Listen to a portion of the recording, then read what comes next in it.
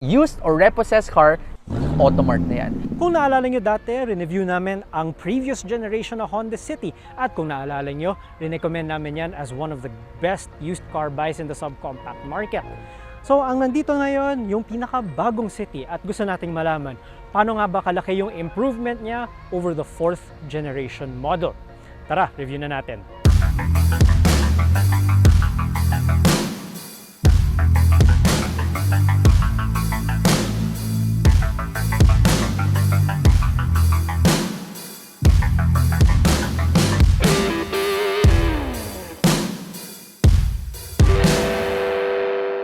So una pag-usapan natin, styling. So Honda was a little more conservative when redesigning the City. After all, ito yung best-selling model nila sa Pilipinas for several years in a row. So pag masyado nilang iniba yung design, baka may ma-turn off. So very evolutionary yung design neto. But that's not to say na boring siya tignan. And in fact, it looks more aggressive. So for example, tong headlight na to, medyo kamukha ng Civic, pati tong grille design. Ang nandito ngayon, itong RS model, so it gets black accents and unique fog light housings to go along with it. Now, speaking of the RS, iba rin yung rim design niya. Although, if you go for the V model, it's basically the single tone version of this rim. More black highlights dito sa side mirror at meron ka pang trunk lip spoiler at diffuser sa likod. But all in all, it's a very evolutionary design. Mas ginawa nilang slightly more aggressive by adding these creases and lines and whatnot from front to the back of the car. Ang masasabi lang natin, siguro sana mas malaki ng konti yung wheels kasi malaki yung body niya dito habang mataas yung window line. And another thing worth pointing out, mas mababa yung bagong City compared to the previous generation model because there is slightly less ground clearance. But all in all, I actually like the design and it's a nice evolution of the previous generation model. At meron din nagawa yung design. No? It actually looks smaller than the previous generation when in fact it's longer. This car is 4,505 millimeters long or 4.5 meters long. And that's much longer than the previous generation model. Ang nagpaliit sa itsura niya, mas mataas yung hood niya at mas mataas din yung trunk niya. Dati ito yung pinakamahabang kotse sa segment niya right until the Geely M Grand was launched. And actually, the Geely M Grand competes technically in a larger segment, but because of its price, ito ang direct competitor niya. Meron din ako nakikita mga comments sa social media na yung taillights nito medyo mukhang BMW 3 Series daw. So, lagay tayo ng picture siguro dito. Tapos kumpara natin sa taillight nito. At total, nasa likod na rin tayo. Tignan rin natin yung trunk. So, yung trunk ng Honda City is the largest in its class at 520 liters. Although, when you look at it initially, may mga mas mahabang trunk o ano. So, saan siya bumawi? Bumawi siya sa height, kasi mababa yung floor dito, at sa lapad. Tsaka mas square yung shape ng trunk niya, kaya mas masusulit mo, mas mamamaximize mo yung cargo space. At kung curious kayo, yung spare tire niya, space saver, yung maninipis. At ang makina ng Honda City ay 1.5 liters with 120 horsepower and 145 Newton meters of torque. Now, it's the same as the previous generation model pero may significant na iniba dito. Dati, single overhead cam siya. Ngayon, dual overhead cam. So what does that mean? Well, Honda says it improves performance as well as economy. So malalaman natin yan once we take it out on the road. So pagdating sa exterior design, there is a slight improvement but an improvement nonetheless over the previous generation. So what about yung loob? So looks-wise, it looks better than the previous generation. No? It's in tune with Honda's current philosophy, which they call man maximum, machine minimum. So, it's slightly minimalist, pero ang ganda na layout ng controls, ganyan. And all in all, since we're in the RS model, it looks a bit sportier. Meron kang suede, cloth, and leather combination seats. And maganda visibility niya kahit mataas yung window line niya dito, tsaka malaki yung windshield mo, so hindi ka magkakaproblema dyan. Yung instrument cluster, yes, you can call it basic, but some people still prefer analog. Kayo, ano mas gusto niyo ba? Analog cluster or digital?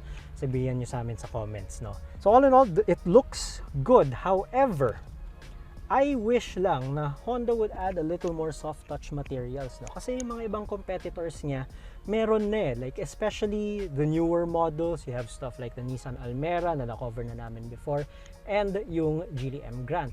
This cabin, it's all hard plastic, and it's fine. Sige, fine. Ano siya, B-segment sedan siya. Pero yun nga, may mga ibang competitors na mas premium yung cabin materials, kumbaga. But that doesn't detract from some of the buttons here. So when you push the buttons, ganyan, ang very solid, very quality yung feel. And even when you turn the knobs and the dials here, it feels premium. Wag lang pupunta yung kamay mo dito because that kind of subtracts from the experience, kumbaga. May napansin din ako with the center console, center stack of the City. And it's oriented for right-hand drive kasi made in Thailand na yung City, unlike before. For the past 4 generations, made in Santa Rosa, Laguna siya. Ngayon, hindi na. So, yung buttons mo, yung mga main menu, lahat nasa kanan, pati yung on-off mo para sa automatic climate control. But other than that, you need a little bit of adjusting to that, masasanay ka din. So, good points, other good points dito sa interior, madami kang cubby spaces. May shelf ka dito, meron ka pa dito, dalawang cup holder, medyo sizable na tray, you can put some cards here, malaki yung mga door pocket, and even the console box is actually not that bad. And the glove box is pretty big for its segment as well. And also, speaking of, you get some leatherette trimmings here on the door panel, so at least that's soft. Now, all in all, here at the front, the design looks good, but I wish it just felt more premium. Isa sa mga highlights ng Honda City, or any Honda for that matter, is rear seat space. And the City is no different from that. Nakita nyo, maluwag yung legroom, knee room, foot room, at yung driving position na to, nasa mas matangkad na tao, hindi ko driving position to, at kita nyo naman yung space. O kahit mas matangkad na tao, mas long legs na tao, okay na okay dito sa likod. Although, since medyo mas mababa siya ngayon, headroom, pwede pa for as long as medyo gaganyan pag matangkad yung pasahero. But for someone my height, we still have about this much. Itong RS model, meron pang aircon vents dito sa likod at meron dalawang power outlet. So okay yan kung magra-road trip kayo, dala-dalawa yung charger dyan, hindi kayo maubusan ng baterya. Again, malaki yung mga door pockets and may armrest ka pa na may cup holder dito sa likod. And some people will also appreciate na meron siyang headrests dito. Yes, they're fixed, but headrests are headrests. And para sa mga may baby on board, may mga ISOFIX mounts din para madali ikabit yung child seat. So, ito na tayo sa Honda City and driving impressions naman tayo. So, since family namin mismo may Honda City, masasabi ko sa inyo directly kung ano yung mga inayos dito. And ito, may hump na padating. At una ko napansin kagad, ang laking improvement nung ride. And this is on 16-inch alloy wheels, katulad nung Honda City namin. And hindi siya kasing firm di tulad dati. Mas malambot yung ride niya and all that. Tsaka maganda yung talbog nung suspension mismo. Tapos kahit kunin ko tong humps ng medyo patagilid, hindi mayayanig yung ulo mo. So, pagdating sa comfort, ang laking improvement nitong City. Not that the old one was uncomfortable, pero kung ikukumpara mo ito sa previous gen, ayos. Pero kadalasan pag malambot yung ride or pag maganda yung ride, ibig sabihin din yan, baka may sacrifice pagdating sa handling. Pero I will gladly report na mas maganda pa yung handling nito kumpara sa dati. Dahil yung chassis nito, base sa Honda Fit sa Japan, yung bagong Honda Fit sa Japan, which we don't get. Instead, we get the Honda City hatchback, which was the spiritual successor of the Honda Jazz. So, nakuha niya yung DNA nung coaching yun, kumbaga. So, pag nagko-corner ka, ang ganda ng suspension, hindi siya yung maglilin ng todo-todo. Lahat ng kotse naglilin, pero ito, not so much. So all in all, masasabi ko maganda yung ride and handling balance ng coaching to. And at the same time, kontrolado yung body motions, hindi kayong paalon-alon na ganun. So sa chassis, laking improvement din. So that's what really impressed me with this car. Another thing na nagustuhan ko dito sa bagong City is the steering feel. So Yung sa amin, yung 4th generation City namin, the steering was light. It was, made it easy to drive, dali maniobra and all that, but it didn't offer the most feel and feedback. Para sa mga enthusiast drivers, essential yung bagay na yun. And even for non-enthusiast drivers, kasi syempre gusto mo malaman kung saan nakaturo yung gulong sa harap, diba? So with this one, mas may feel, mas may feedback yung steering, and very tight ang turning radius nito. So, 1 lane to 1 lane lang. Hindi mo kailangan bumuelta ng malayo pag may Honda City ka.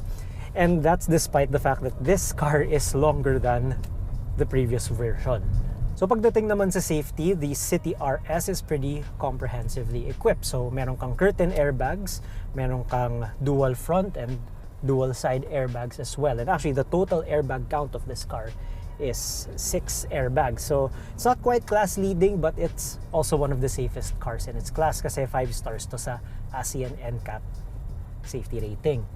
And you also get stability control and traction control standard in all variants. So, whether you get the S or the V or itong RS, at least alam mong kompleto ka sa safety equipment. So, may complaints ba ako with the driving experience of the City? Well, not so much. It's mainly I hear a lot of tire noise. Well, by a lot, I mean, pansin mo siya. Mainly because the rest of the car is quiet. Pati wind noise okay eh. Pero yung tire noise talaga siguro kailangan ng dagdagan yung isolation, yung insulation dito, banda baba. But other than that, that's the only thing that needs improvement. Kung may iangal din akong isa pa, well, that would be the reverse camera. It's not the most high resolution, but kita mo pa naman, but again, it's not the best resolution camera out there. Pagdating naman sa performance, oo, pareho yung horsepower tsaka torque figure niya from the previous generation. Pero, nung naging twin cam siya or dual overhead cam yung makina, para sa akin at least, gumanda yung response, gumanda yung hata. Kaya feeling mo, mas mabilis pa siya kumpara sa previous generation model.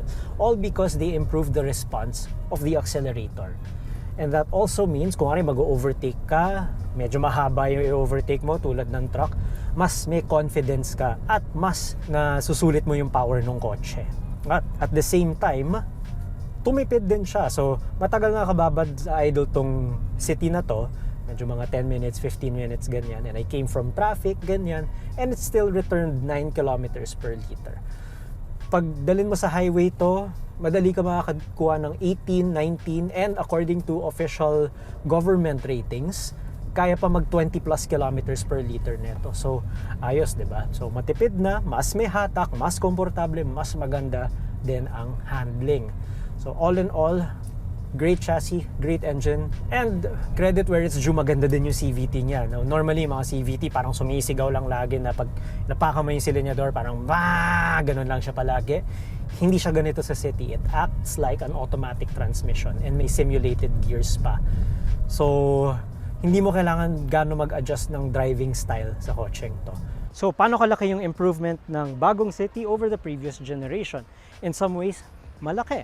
Because mas maganda yung ride, mas maganda yung handling, the exterior design is slightly improved, and there's even more space inside. Not to mention, at importante ito ngayon, mas tipid pa siya sa gasolina ngayon.